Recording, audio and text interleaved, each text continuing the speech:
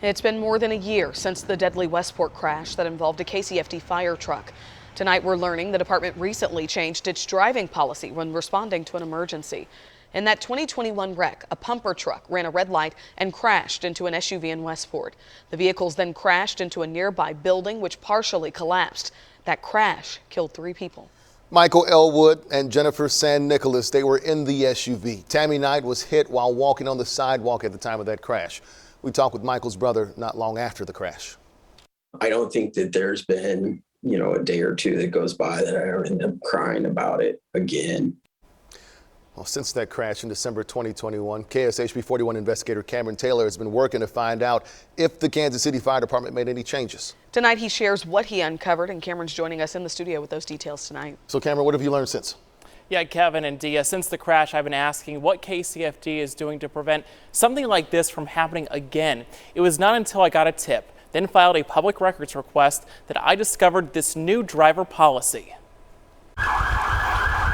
More than a year after the deadly Westport crash, the interim fire chief Ross Grundison issued this directive to all employees. It's about the driving policy during an emergency response, changes that were never publicly announced by KCFD. The biggest difference, drivers needing to come to a complete stop for a number of circumstances, including red lights, stop signs, and when the driver cannot account for all lanes of traffic in an intersection. It's a change from the old policy the I-Team told you about a year ago. That one said drivers shall exercise caution and may proceed for a safe operation without coming to a complete stop. That included red lights. In the 2021 Westport crash, KCFD driver Dominic Biscari ran a red light when responding to a call.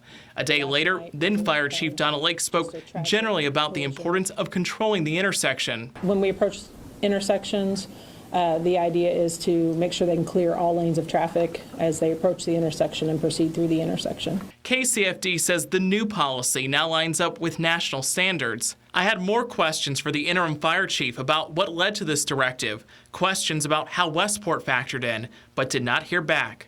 I also reached out to the fire union. Its president, Daniel Heisman, says he's supportive of the changes, and the union has been pushing for them for months. In a statement, he said, quote, Local 42 is hopeful that changes such as this signal a renewed investment in a meaningful labor management partnership focused on providing the world-class level of fire and EMS services that the citizens of Kansas City deserve.